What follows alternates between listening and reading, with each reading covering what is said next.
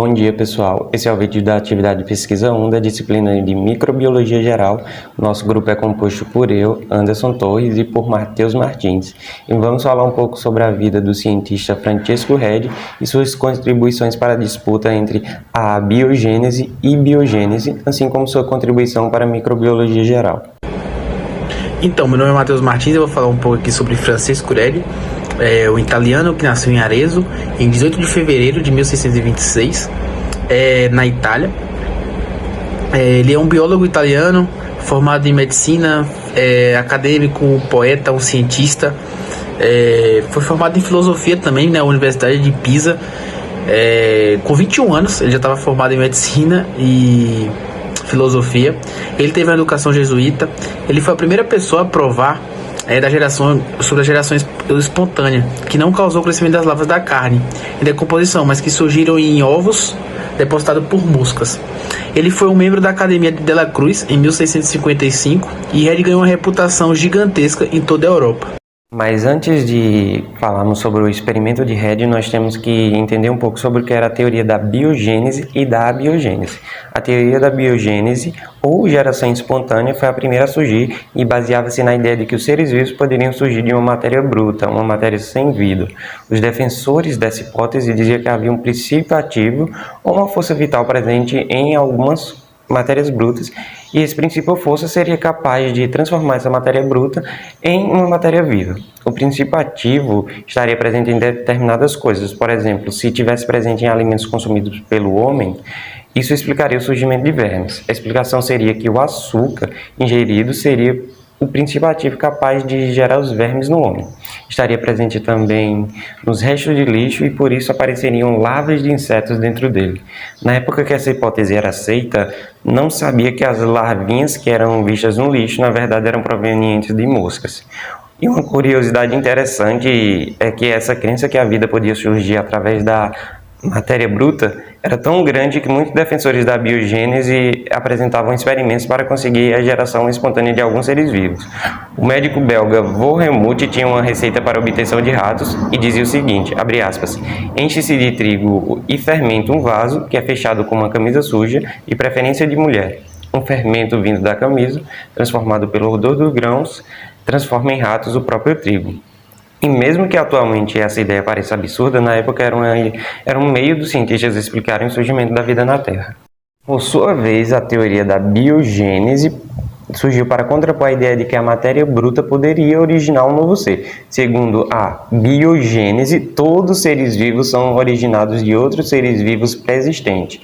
Ou seja, um rato só pode nascer a não ser que seja de outro rato. Ou espécies de anfíbios e répteis só podem nascer de espécies pré-existentes desses próprios animais, ao contrário do que dizia a abiogênese. Essa ideia é bem entendida por todos, entretanto, para refutar a teoria da abiogênese, diversos pesquisadores e cientistas dedicaram anos de estudos para a compreensão dessa questão. Os estudos mais marcantes para explicar a biogênese foram de Louis Pasteur e de Francesco Redi, que vamos ver agora o experimento de Redi.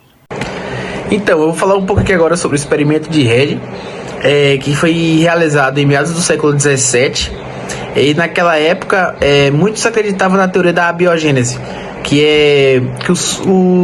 admitia, por exemplo, que os ratos poderiam nascer a partir de roupas sujas, que a vida surgia a partir da matéria bruta, por exemplo. E Redi, ele usou desse experimento para mostrar que a teoria da biogênese é verídica e não a da biogênese, que os seres não surgiam a partir da matéria bruta, por exemplo. Então ele pegou dois frascos, um com uma tampa fechada com gases e o outro aberto, e depositou cadáveres de animais, e no que deixou a tampa aberta, houve a presença de moscas, houve a presença de larvas, as moscas depositaram seus ovos ali, e na fechada não surgiu nada, não houve a presença de moscas, pois não tinha como adentrar no frasco. E se a teoria da geração espontânea fosse realmente correta, no frasco coberto com gases deveria surgir larvas. Entretanto, isso não ocorreu e confirmando assim que a teoria não é verdadeira. Confirmando assim, Redi no seu experimento ele conseguiu confirmar que as larvas elas não surgiam a partir da carne de putrefação, e sim das moscas que botavam os ovos na carne. Em 1684, Redi também registrou mais de 100 espécies de parasitas e os catalogou com desenhos e local onde foram achados em seu livro, que em tradução livre se chama Observação de Animais Vivos em Animais Vivos. Ainda neste artigo, ele analisou o tratamento utilizado para tratar parasitas e patenteou os experimentos controlados. Em seu estudo, ele comparou a queda da saúde em animais que receberam tratamento contra parasitas e animais que foram colocados sobre a mesma condição, mas não receberam o antídoto. Suas pesquisas o levaram à descoberta de duas substâncias efetivas para o tratamento de vermes, que estas são o sulfato de cobre, que na agricultura é muito utilizado como fungicida, e a santonina. Após esses feitos, ele passou a ser considerado o pai da parasitologia moderna. Então, em 1664, o italiano, nos meados do século XVII, ele começou, incentivado pelos mitos da sociedade a respeito das serpentes, ele começou um estudo sobre a toxicologia.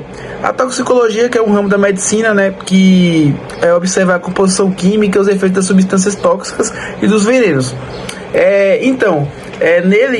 Redi fez um estudo relacionando com a bile do animal, mais precisamente da serpente.